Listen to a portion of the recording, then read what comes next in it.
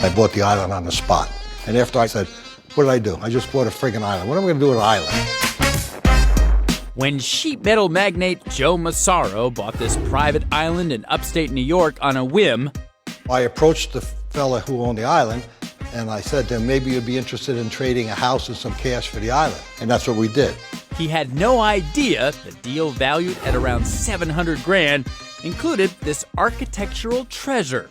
Moved into the cottage for weekends and just noticed how unique this building was. Eventually, Joe researched the cottage's history, and he made a startling discovery.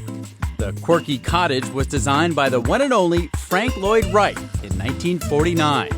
And on top of that, Wright also designed a much larger residence for the island's owner at the time, but it was never built.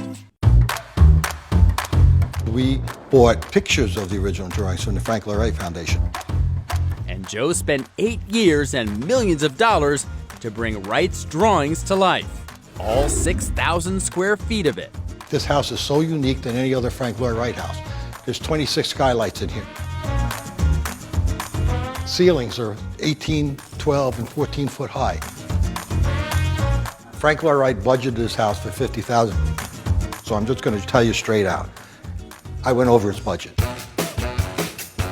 Joe followed Wright's drawings to a T, from the stone detail in the kitchen, showers, and bedrooms, all the way down to the decor. The furniture is shown on the drawings, exactly what he wanted, the benches and the little table. Everything that he put on the drawings, I put in this house.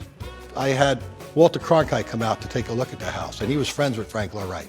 And when he walked through that door with me, he says, I feel Frank in this house. I love the idea that I was part of bringing the masterpiece to life.